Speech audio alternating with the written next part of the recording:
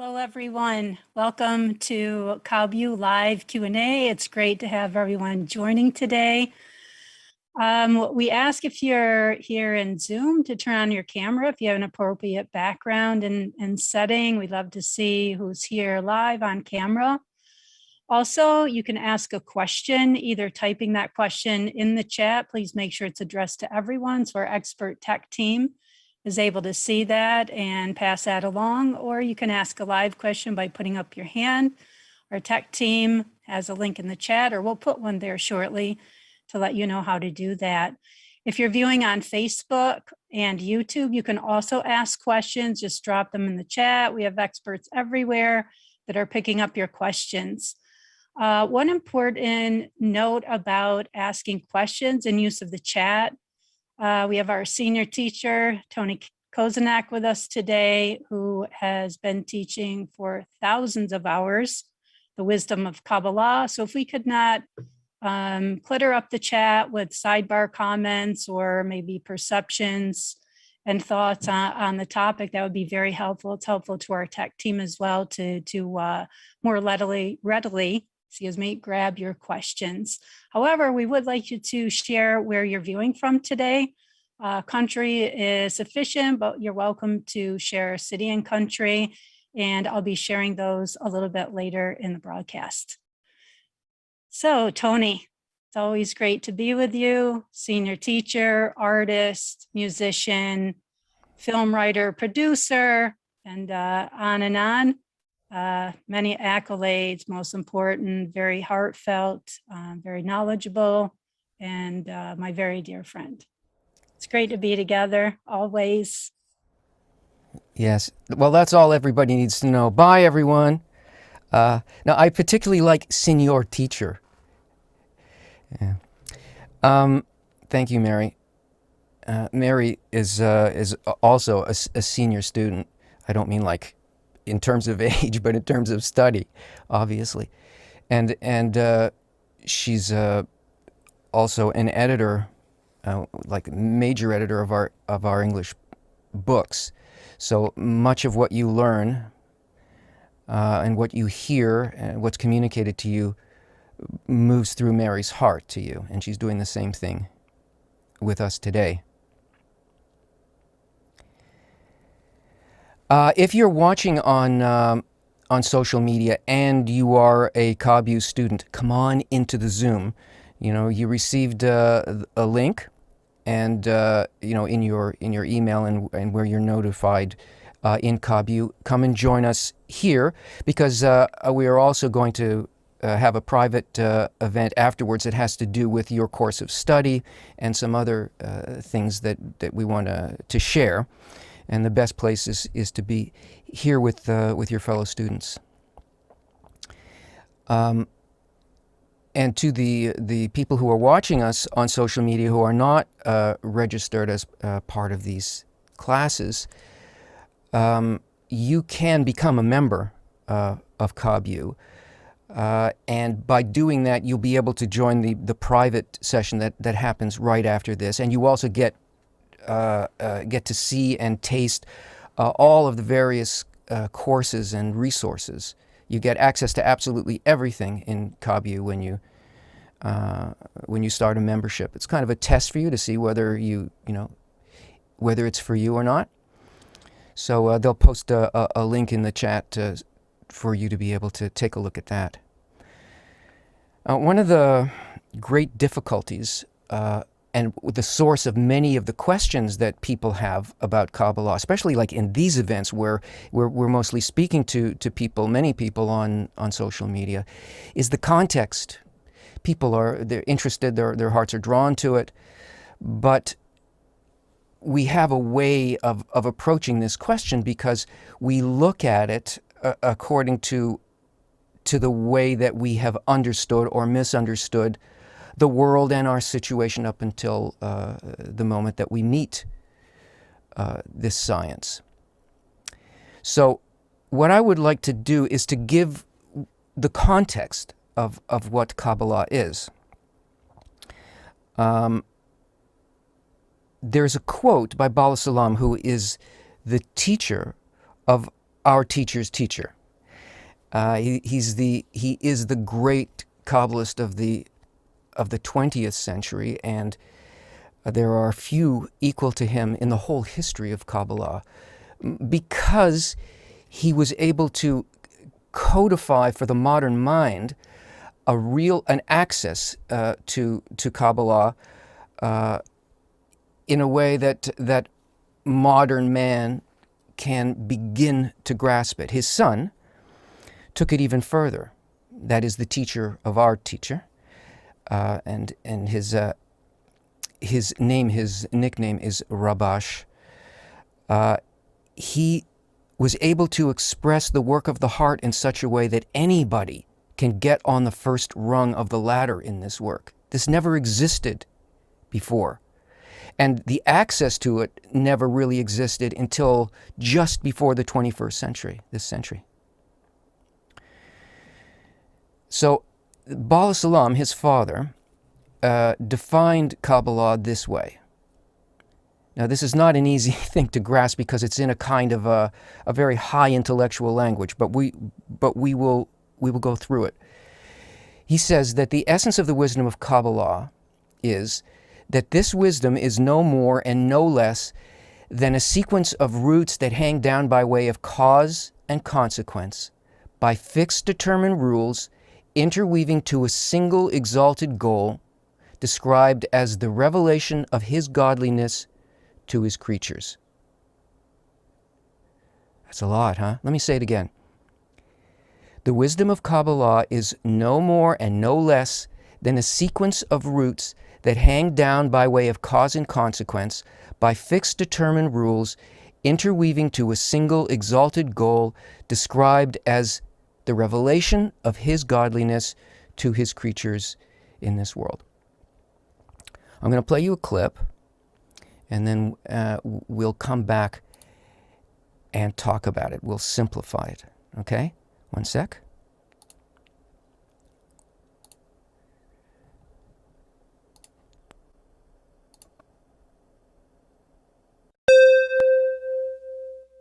What other senses or states of consciousness have other people achieved?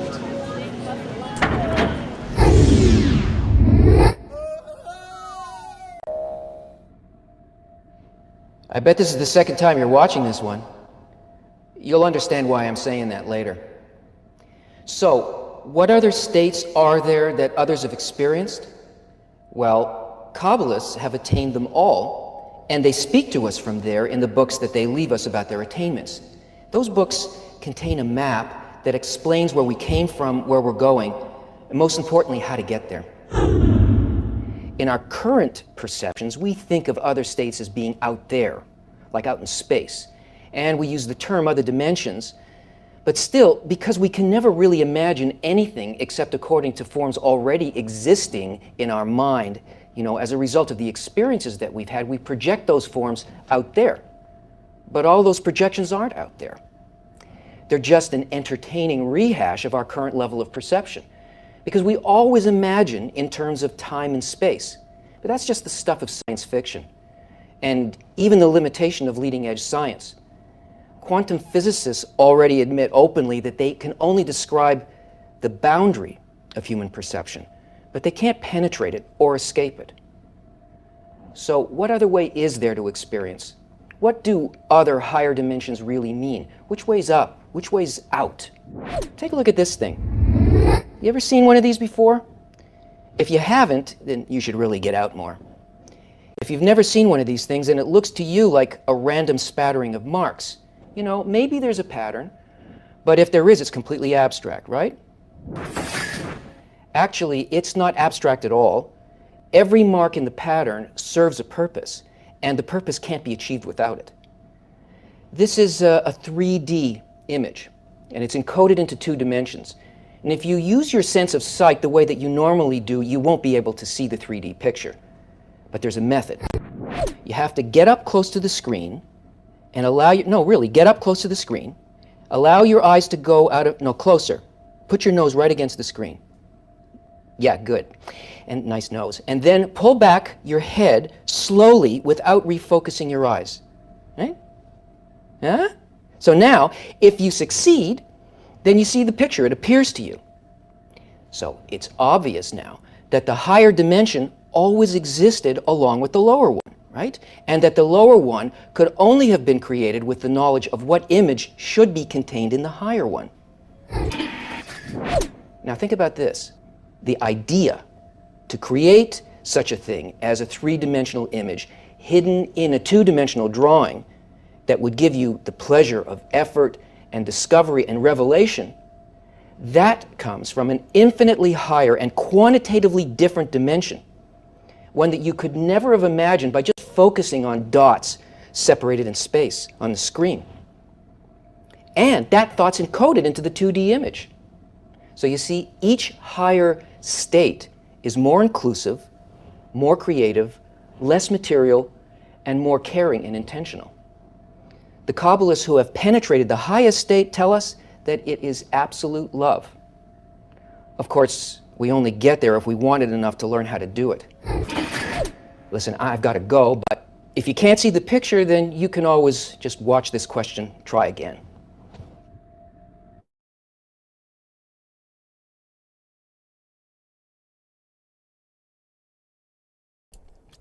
Okay. The only thing that exists at all is desire and intention. That's it. Reality is made only of that. And the question for us is, what would a higher state be? What would a lower state be if things are only made out of desire and intention? The exalted goal, he says, is that it should be the revelation of his godliness to his creatures in this world, but that's not the world that we see, is it? Kabbalah is all about how to work with what reality is actually made of, to give us access to this, so that, in fact, what we do evolve to see is this quality, this highest quality of love and constant inclusion and bestowal. And what hangs down by cause and consequence, by fixed rules, is only this quality of more or less, and as it hangs down, it becomes less and less completely inclusive, completely unconditional love and caring, until it finally reaches the created creature, which, since everything is only made out of desire and intention, is also a desire and intention.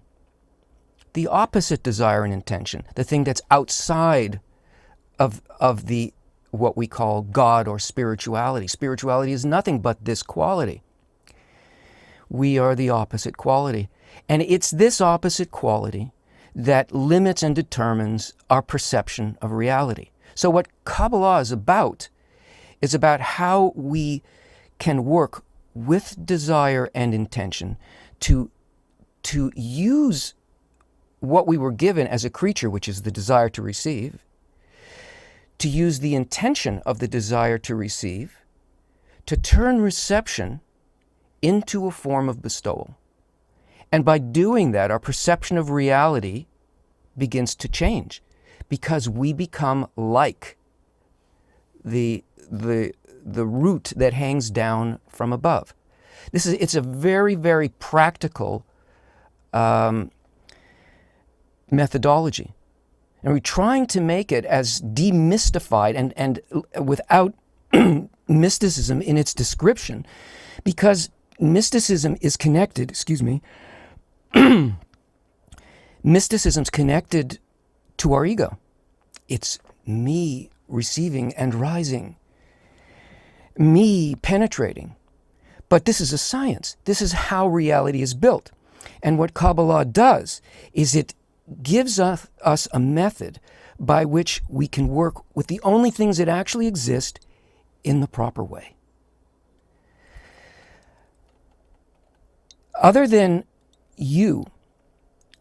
your egoistic viewpoint, other than that quality, everything else is in perfection. So the methodology is about how do we alter this quality so that we partake of the perfection. And that's it. I hope either that it's simplified for you or really confused you, because both states are good. Mary, first question. Okay, thanks, Tony. I think the intro definitely inspired some questions.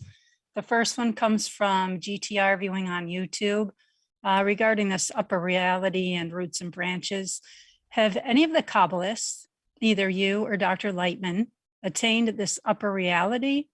Or is it merely just theory that we are sharing through the text that you've studied? Anyone who is called a Kabbalist has attained this. Certainly the great sages have, and amongst the people who study with under Rav Laitman, yes, of course. It's not theoretical. It deals with what we are, gives us the ability to perceive what we are through a comparison between our quality and an upper quality, which is that itself, this measurement and comparison, is very, very practical. It's a science, and it has no speculation in it whatsoever. It's unlike material science that has theories and all kinds of ways of approaching and closing the gap from a possible idea to a possibility, and then to an actual, say, quality of a certain force or something. And it has to be measured in some way, and this measurement ultimately comes down to some comparative effective result. And it has to be repeatable. The methodology is repeatable by anybody who learns it, and the people who do sort of master it see the same world. They see reality start to conform to its actual root in the same ways. So it's not a theory and it's not a philosophy. Okay? Okay, thank you for that question. Next question comes from a Facebook viewer, ROXIVT. Are all events that occur in each individual's life predetermined purposefully, or are we all, as a herd, subject to the forces that govern the universe, including the physical forces that are known or unknown to us? Everything is in the original thought of love, bestowal, and conclusion, and inclusion that is at the impulse of the upper force. The upper force is the desire to bestow, to fulfill, to create, to evolve, and to completely fulfill. Nothing else happens other than that. It's all managed by this inclusive quality, and nobody is outside of it. There are no independent or rogue forces.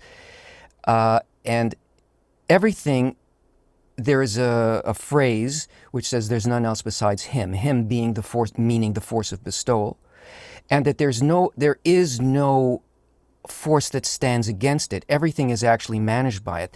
That is the macro world. That is also our own inner life is managed in that way.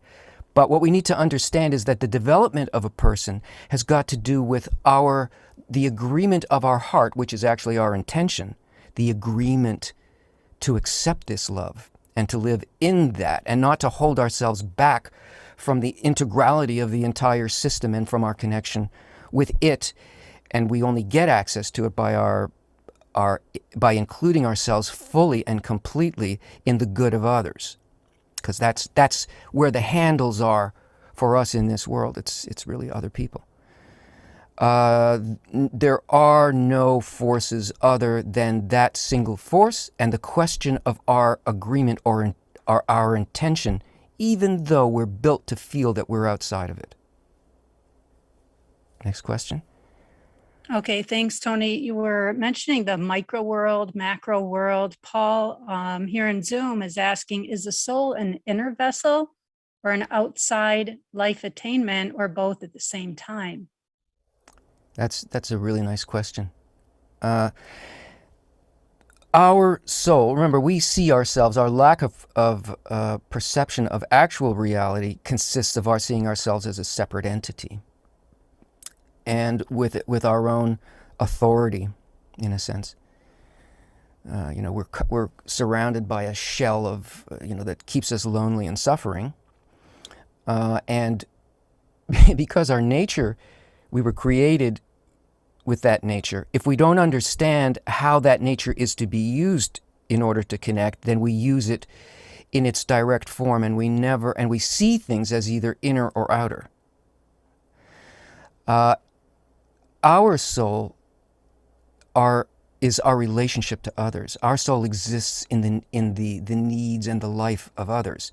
There's no soul within us. There's only the question of whether we're going to engage in the fullness and in the perfection of all of the interrelation. Soul means basically that we, through work on ourselves, so to speak, and with others, we come to completely agree with the intention for complete fulfillment, and we live in that. We don't live in the illusion. The soul is our contribution in the general good of the system, the general good of people. The soul is outside of us. We don't have a soul. If in the individual, that's the antithesis of soul. And yet we still, even though we're built that way, we're still given the opportunity to locate where intention actually exists, and the methodology shows us how to use that to invert and exit that thing and be part of the will of the whole system. Mary?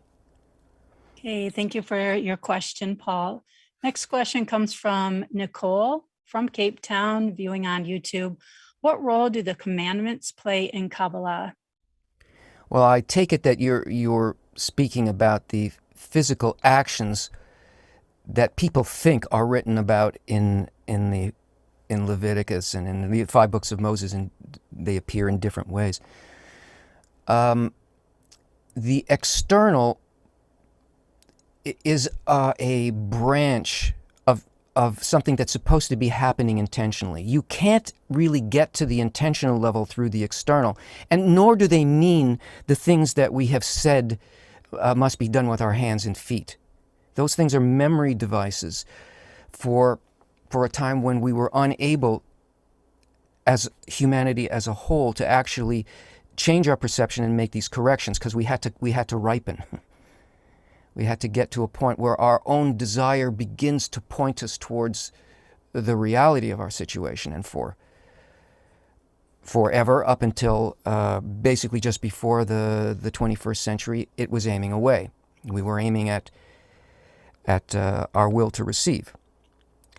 And so if a person learns the actual intentions that are the true meaning of those commandments, what's supposed to happen in the heart and in for whose benefit actions take place, then those are the commandments. Commandments actually mean a correction of a portion of ego. And that never happens just by doing things physically. It happens by a change of heart. And that's what the commandments are talking about. These commandments came from the Kabbalists, were aimed at those capable of hearing and understanding the instruction, which is called Torah, which is instruction by the light, by the system itself, waiting for a time when the general public could also understand all of this as a science. Okay, thanks, Tony. Adelina Santos, viewing on YouTube, is looking for clarification of a definition as well. What is Rosh Hashanah? It is the head of the year, meaning the point of a complete cycle of spiritual development. The head being that point of which holds where the end result is in the initial thought. So what we do, we're reaching a point where we can begin to, through a correct intention, start to change the quality of reality of a complete cycle of development for us. What we do in the head, in the Rosh, Rosh is the Hebrew word for head, meaning that part of it that's similar to the Creator's intention, that is, the Creator being the force of bestowal, not some kind of old guy entity. That we raise ourselves collectively to a place where we are really asking for and are hopefully granted the ability, because we have the desire for that, to begin to determine the well-being of the whole world, all of humanity, and the whole next cycle of our development for good. That's the Kabbalistic meaning of it. Okay, next question. In the intro, Tony, we're talking about intentions and desires. Maddie Boudreau is wondering, how do I hold a ceremony that would please the Creator? Could I paint for him, for example, cook for him, or leave an offering? Or does nothing we do in this world, meaning physically, matter to him in this sense? The offerings, the sacrifices, are that portion of our ego that we give up and replace with aiming that desire that was previously aimed at us towards others. You can't do it with your mind. You can't do it with your hands. You have to do it with others, and you have to do it for others. These sacrifices of the ego are what pleases the Creator if it's aimed at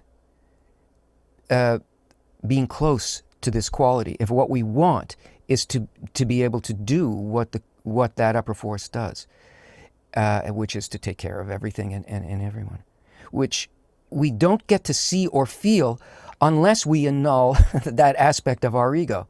When we do, even to the smallest degree, we already begin to feel an aspect of the perfection. We realize that we can't judge our actions. We can only determine we're going to do this for others, and then stop measuring. And it's hard, and it takes training. It takes a long time to unlearn and stop listening to the whispers of the ego that tells you, you're not doing it. You can't do it. Well, you can't. You can't do it alone.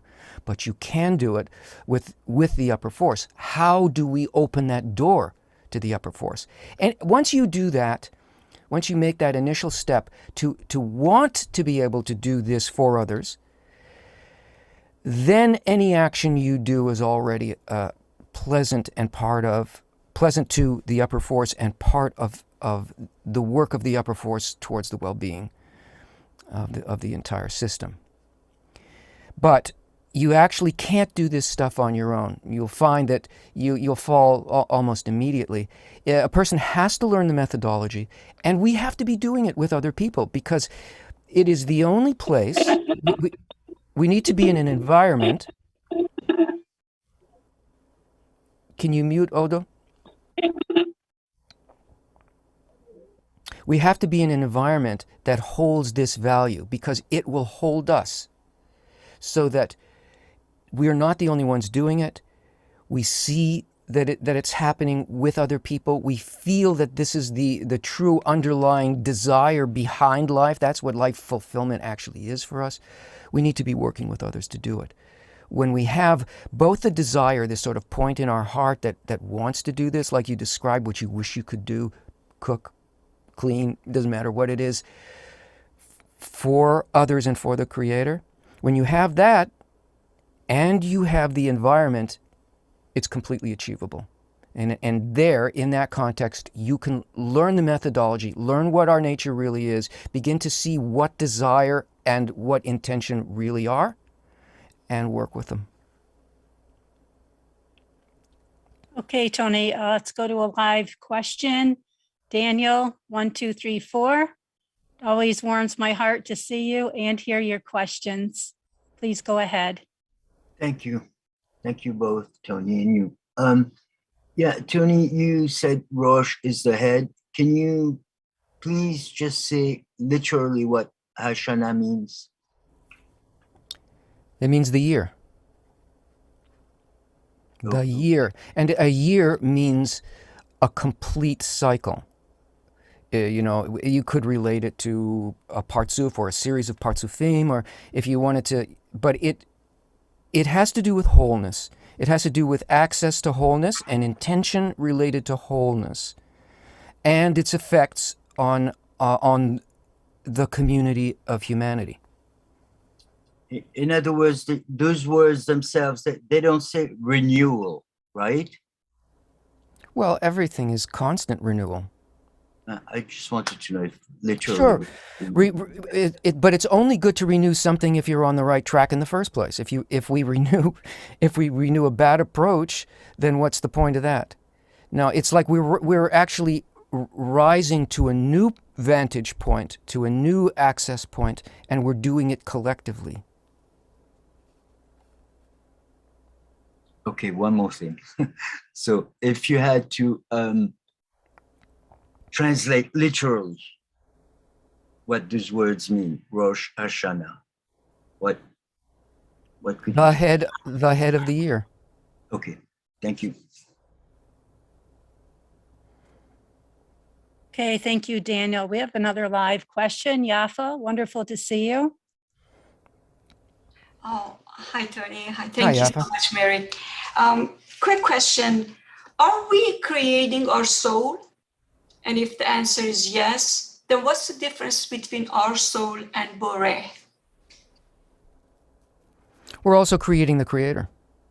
That's what building the soul, taking these steps, builds the creator for us. Because until we start making these changes in our relations with others, and especially in the relation of our heart with others, there's no real creator. There's just there's some kind of a philosophical construct, an idea or something from childhood, you know, or just some vague sensation. But we need to move from a vague sensation of some external quality doing good to us to our being completely involved in that and doing good. Our involvement in doing good is the building of our soul. The building of our soul is the making of the creator, and making a place in which the creator dwells, because the soul is dead if it's made of anything but that quality. Thank you so much. Good. Okay, you mentioned building the soul. We're building a blanket of love over the entire planet. I want to share where everyone is viewing from today.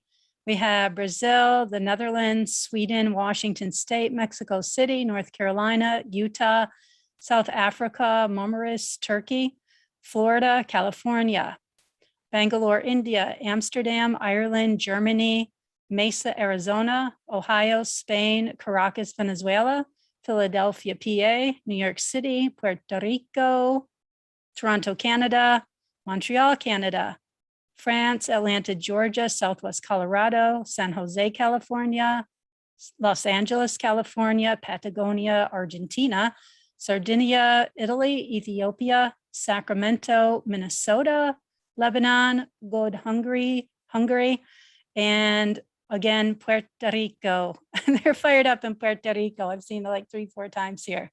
So thank you for sharing those. If you haven't, please type those in social media chat here in Zoom, and I'll add to that in a little bit.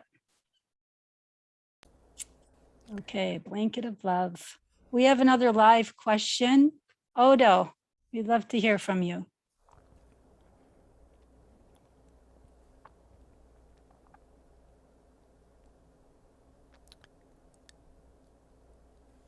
Odo Oliver, do you still have a live question?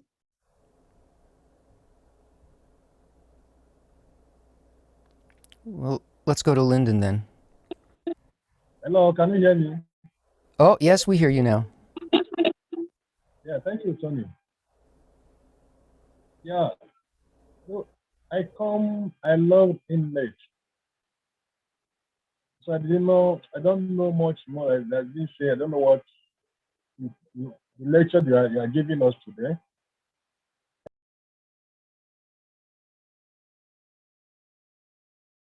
You just muted again.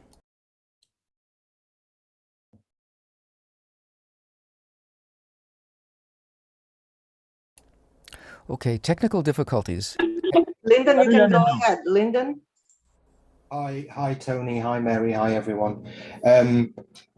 Just a quick question that I wanted to ask is, Tony, could you give some tips to students who are already with KabU but who wish to get some, maybe some encouragement and not support, but encouragement and tips and experience on how to best go about the initial phases of integrating with the 10 and getting it to work as a homogeneous entity, and which is the desire above reason, which I understand that idea, but how to go about that in the best way and how to overcome any initial blips, if you could, from your experienced standpoint. Thank you. Blips are necessary. Blips are the things that we need in order to build our perception of what our desire is really like, what our nature is really like, and where intention exists or doesn't. There's no way to learn without that type of, what would you call it, conflict or distancing or mistakes. The whole point of being in a 10 is that you're in a simulator. It's not going to crash, right? Because you're actually sitting in a simulation mode with other people who are doing exactly the same thing, and you can observe all this stuff. The most important thing is to feel how great the goal is, to encourage each other, to about the desire that you had when you came, and you probably still have, to keep people inspired, to even when you're at your worst, to pretend, to act out for the benefit of the friends in the 10 who are observing you, that you don't care. Whatever happens, whatever is being sent to you in this situation, you don't care. It's like, hey, the Creator's got a great sense of humor. Hey, this is what all you want, is to be able to take whatever is going on, to perceive and to rise on it, and to still give, support, inspire, and observe despite anything, because that's what you want. You want it. Ultimately, what we need to be able to do is not be caught on that level at all. We want to be able to function regardless of that level, because that's not reality. That's the way that the things that hang down from above present themselves to the ego.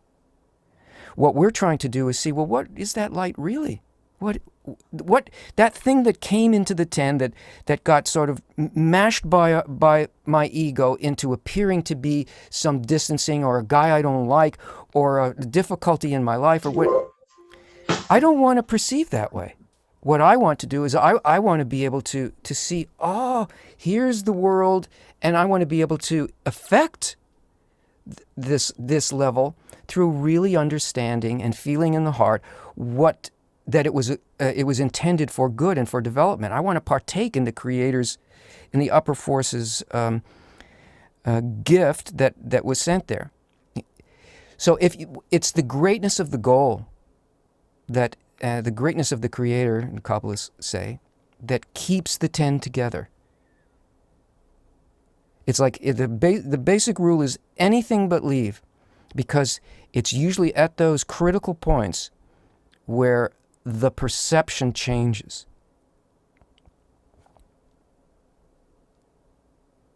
Thank you, Tony. Okay, thank you. Thank you, Lyndon. Let's try Oda one more time. It could be your internet connection. We'll try your live question one more time, and otherwise, you're welcome to type the question in the chat. Odo? No. I hear you. Can you hear me right now? Yes, go ahead. Greetings. So I just want to ask, is there any traditional rituals that I was doing as a Kabbalist that will be increasing my aura and at the same time breaking some yokes, lifting some veil in my I'm life. sorry, I can't understand you. Get really close to your microphone, okay? Okay, can you hear me right now? Hello? Yep, go ahead. I just want to ask maybe if there is monthly ritual, traditional ritual for myself, or annual ritual, or daily ritual for myself that I will be doing daily as a Kabbalist that can please my aura at the same time breaking some yokes and lifting some veil in my life. Is there anyone? Okay. There are no rituals. Absolutely no rituals in Kabbalah. The whole process is a very active contemplative engagement with reality as a whole. There's no piece of reality that can be used, manipulated as in a ritual that can affect the opening up of reality, because that act in itself is a closing down of reality. What we're being trained to do with the methodology is to completely engage in only the desire, the emotion, and the intention of relations with others, so that we begin to see that reality is made up only of that and nothing else. Our bodies don't exist physically the way that we think they do. What we're seeing are desires, limited desires, our own limited desires that we project as separate objects. No ritual can do anything with that. The antidote is the complete conscious involvement with reality on its terms. Not separating a part of it, but entering the fullness and the wholeness of it consciously and without any kind of special actions, because this is a natural process. We were created only in order to achieve that complete identification with the perfection of the system. Mary?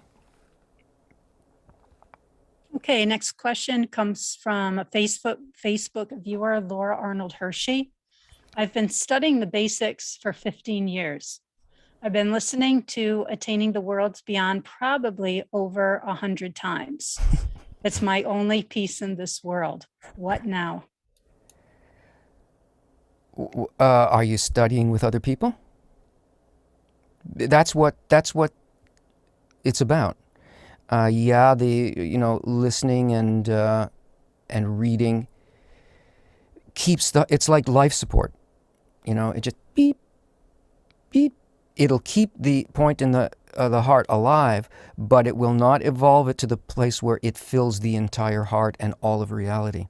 That has to be done by getting engaged in a learning process with other people. That would be next, if I'm understanding your situation correctly. Okay, we have a question about the upper worlds. Here in Zoom, Esther Cronenberg is asking, does the upper world look like descriptions people have during near-death experiences? No, it's like, perhaps like, somewhat like the feelings that some describe of complete inclusion, about no boundaries, about everything being managed by love, and that love is also the person who's describing the experience, because it isn't like an objective thing like that. But that's like going to the corner store and the guy giving you, when you're a kid, and the guy gives you a free piece of candy. The whole point of those sorts of experiences are as a turn on to say, yeah, that's probably the closest thing to reality I've ever encountered. Now, how do I live there? Because it's not about after we die. We're intended to live that consciously in our life. We actually can live both in the upper world and in this world at the same time. And functionally, when that happens, we're really only living in the upper world. We're just like helping manage what else happens below, so to speak. Hey, thank you for your question, Esther. Next question is from Danielle Verganet. Can you say without the ego there would be unity? Yeah. The only thing preventing it is the desire to aim things back at ourselves, because we have actually access to everything. Like I said in the description at the beginning, other than our point of view, which is holding on to the tool that we were given, which is the will to receive, and using it only in that direct form. Other than that, everything's in perfection. So unity and perfection are the same thing, you know. The love of others is the same thing as not having that individuated, separated point of view as your primary identity. And it can't happen without the interchange in people. But we affect each other because we're not individuals, you know. So the beautiful thing is, once you start to do it, and then you recognize that other people, if you're working with other people, and you recognize that they're doing it too, eventually the barrier between your ego and the ego of that person drops. It's not that you lose your ego, it's just that you see that's not who either of you are, and you start relating to each other that way. Well, that's already like a greater force of light in the world, and that helps the others that are working, and then those drop, and that drops, and then it becomes like, there is a natural change that occurred, and on balance, the soul, the single creature that was created, begins to experience itself as the whole. So it's only that first step, the inability to understand what is blocking our working outside of the ego. Well, that first step is the hardest step. Once that happens, the forces merge, and they build up a great momentum, and everything else changes. Mary? Okay, Tony, there's a related question here from Victor viewing on YouTube. Kabbalah says that you have to annul your ego. Nauses says you have to eliminate or eradicate your ego. What is the difference? You can't eradicate it. It is what you are. The one thing that was created, and I think, by the way, that's a misunderstanding of Nauses. You know, Nauses is actually Kabbalah, but it was through a material lens, or through a material ear. You cannot destroy the desires that are the will to receive, or we call the ego, self-directed pleasure. You can only use intention to change the benefit of its use back into an act of bestowal. Nullification means to stop using a certain type of intention, the intention aimed at ourselves. And how do you get access to the one that is really aimed at the Creator and at others? It's the will to receive remains, because that is the creation. But the function of the creation changes because the higher forces are intentional. That's what it means. So unless there is a method involved with something that says how to overcome the ego or to work above it, it's not a functional methodology. Okay, thank you for your question, Victor. The next question also comes from a YouTube viewer, Zelta333. How can there be love if there's no hate opposite it? Exactly. Love exists above hate. It requires that disconnection. It requires the ego. Otherwise, we would not be able to taste, feel, or see the power, the superior power of bestowal. We wouldn't even be able to feel it unless we had this really strong contrast. Okay. Okay, next question, also from YouTube, from Troy A. I'm a graduate student with KabU. When I think of the Creator and wanting him to reveal himself to me, I feel a strong internal tugging and yearning to the point that I will break out crying. Is this normal? It's good. It means that it's like a love sickness. You know, when you think about one that you love that you're separated from, it just tears you up. You can barely stand it. Can't eat, can't sleep. It shows that what's happening is happening on the level of the real forces that we're working with, which is the force of desire, the emptiness, which means the openness to being fulfilled by the right thing. That crying is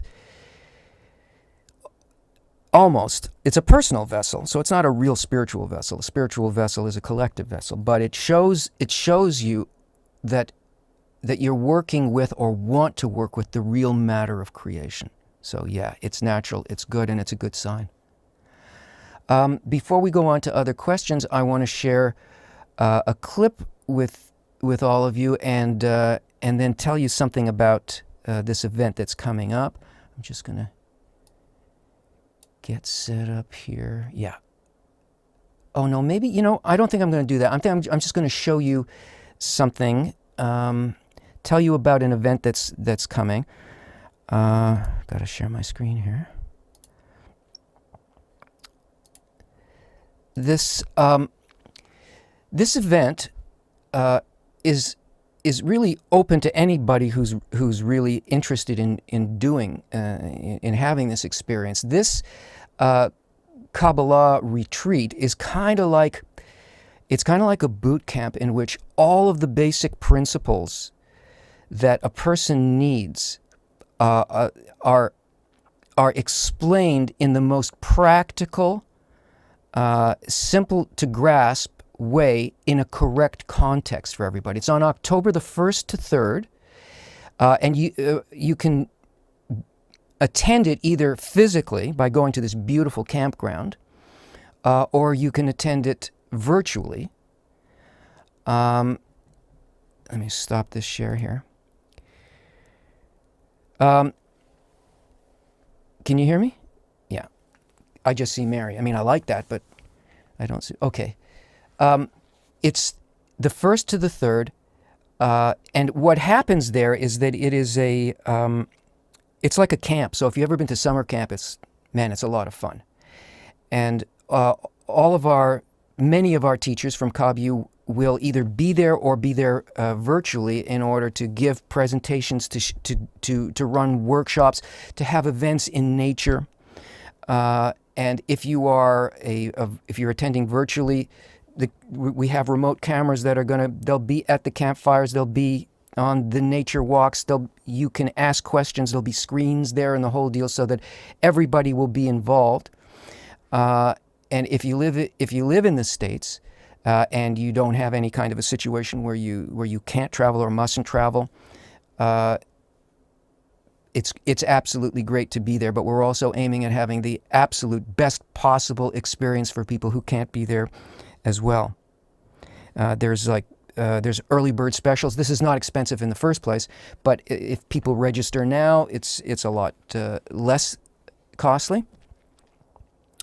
And again, what you will get at this event is what I'm trying to convey here, which is the methodology as a set of tools in a context with other people where you can really learn to do the methodology. This thing will advance your understanding, just cut through a lot of the stuff where you will be able, it's like a master class. You are able to see on the instructors and with your friends there exactly what the issues are, where they exist in you. And by doing that, you're going to cut off years of experimentation and growth, and really speed up your your process. So and post the links for that, and let's go to the next question. Okay, great. Thank you, Tony. Next question is from Corey Blake, watching on YouTube. When one realizes they feel guilt for being or doing wrong, in other words, bad, what is the best way to correct these mistakes?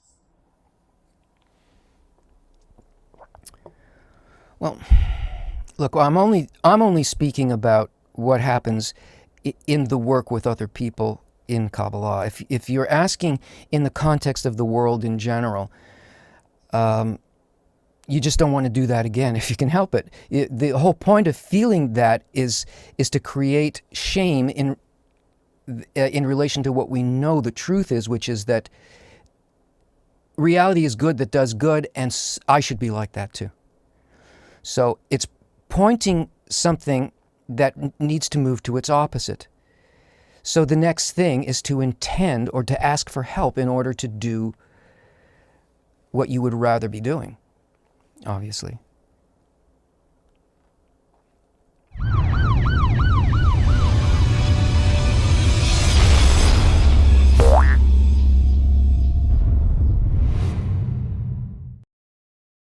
That one too.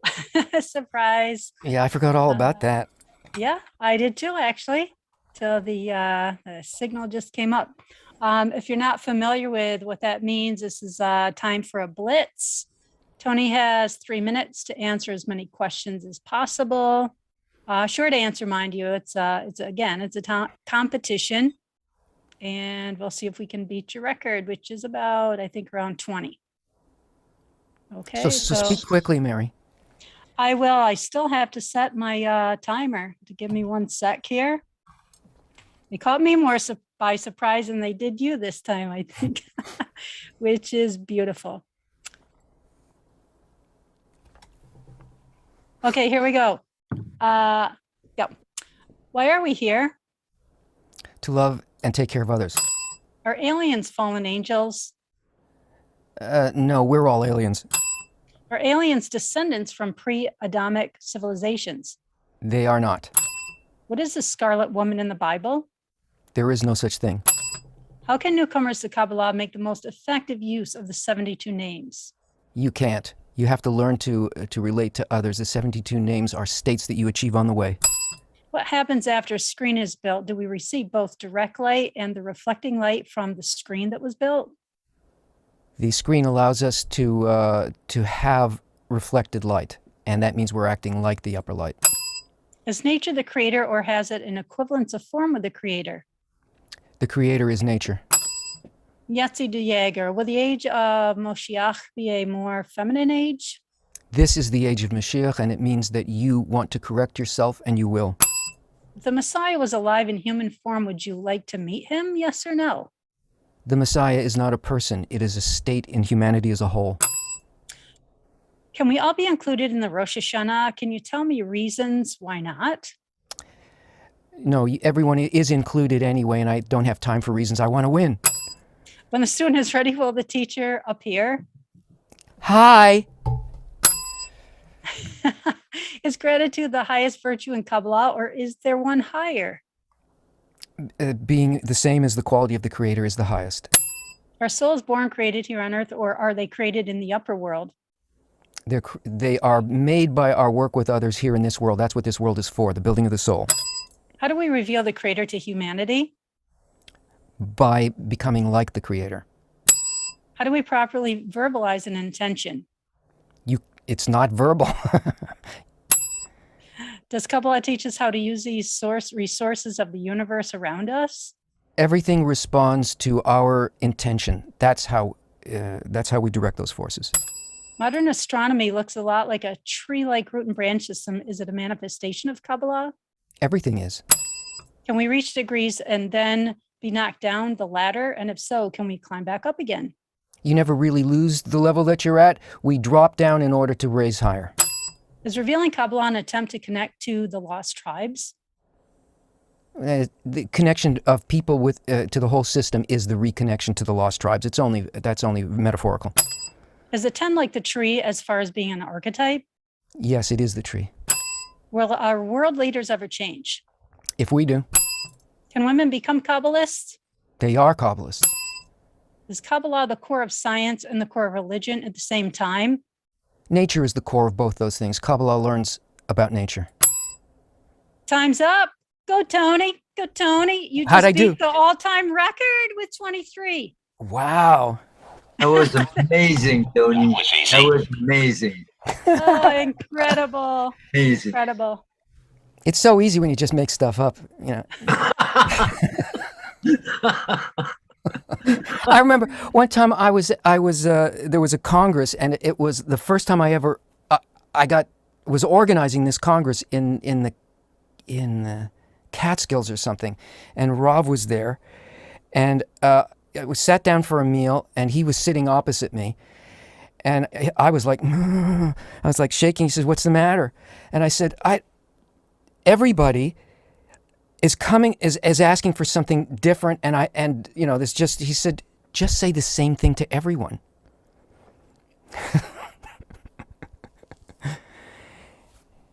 Yeah.